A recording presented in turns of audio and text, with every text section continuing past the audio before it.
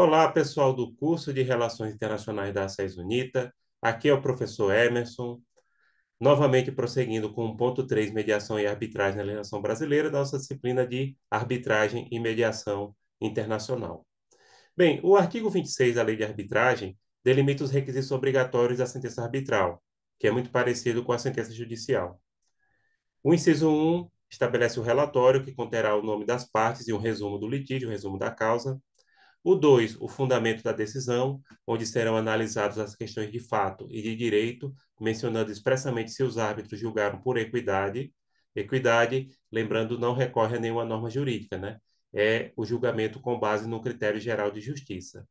Terceiro, o dispositivo em que os árbitros resolverão as questões, que é a decisão mesmo é o dispositivo, né? Fundamento é só a explicação. Resolverão as questões que lhes forem submetidas e estabelecerão o prazo para cumprimento da decisão, se for o caso, e a data e o lugar em que foi proferido, muito parecido com a sentença emitida por um juiz. O parágrafo único do último artigo mencionado regulamenta que a sentença arbitral será assinada pelo árbitro ou por todos os árbitros, se tiver mais de um. Caberá ao presidente do tribunal arbitral, na hipótese de um ou algum dos árbitros não poder ou não querer assinar a sentença, certificar o ato.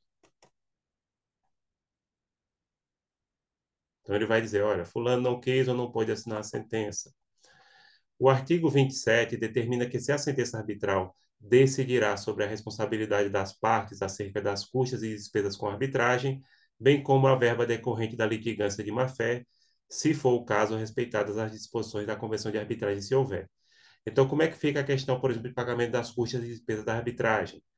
A sentença arbitral vai decidir sobre isso, se não for definido pelas partes. Litigância de má-fé é quando alguma das partes se porta com má-fé. Por exemplo, entregando documentos falsos, tentando atrapalhar o processo, isso é litigância de má-fé. O artigo 28 da Lei de Arbitragem dispõe que, se no decurso da arbitragem as partes chegarem a acordo quanto ao litígio, o árbitro ou o tribunal arbitral poderá, a pedido das partes, declarar tal fato mediante a sentença arbitral, que conterá os requisitos do artigo 26 dessa lei. Notem que até durante a arbitragem é permitido que as partes cheguem a um acordo, né? E isso deve ser trazido na sentença arbitral. O artigo 29 da norma indicada especifica que, proferida a sentença arbitral, dá-se por fim da arbitragem, devendo o árbitro ou o presidente do tribunal enviar cópia da decisão às partes por via postal ou por qualquer meio de comunicação, como e-mail, etc., mediante comprovação de recebimento ou ainda entregando diretamente às partes mediante recibo, ou seja, pedindo que elas assinem um recibo sobre a sentença arbitral.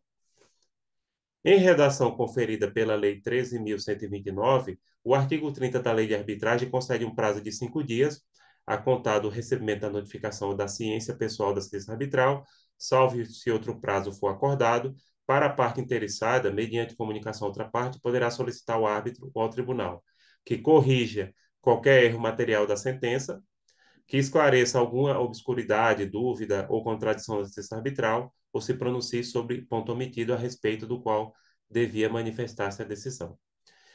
Gente, aqui é o seguinte, a princípio não cabe recurso à sentença arbitral, a gente já falou sobre isso. Porém, se houve algum erro na sentença arbitral, pode-se pedir para corrigir em 5 dias e também esclarecimento. Isso também é permitido no processo judicial, tá? Esclarecimento sobre dúvida, contradição, se ficou faltando algum ponto a ser abordado na sentença arbitral. No artigo 30, parágrafo único, consoante modificação da Lei 13.129, se define que o árbitro ou tribunal arbitral decidirá no prazo de 10 dias ou em prazo acordado com as partes, aditará a sentença arbitral e notificará as partes. Que aí, depois desse pedido para corrigir erro, de fazer alguma correção, esclarecer alguma coisa, aí tem 10 dias para o tribunal arbitral fazer.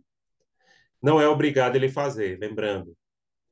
Caso ele entenda como procedente o pedido de correção, aí ele vai aditar. O que é aditar? Aditar é corrigir a sentença arbitral e notificar as partes da correção.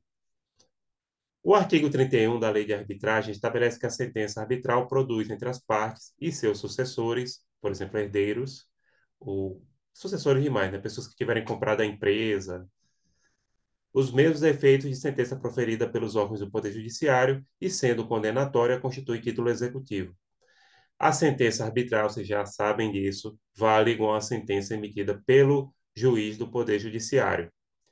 Caso haja a determinação do pagamento de algum valor, ela funciona como título executivo, ou seja, título que é possível a cobrança. Tanto a cobrança judicial, quanto fazer protesto em cartório, medidas que são de natureza executória para a cobrança do valor devido.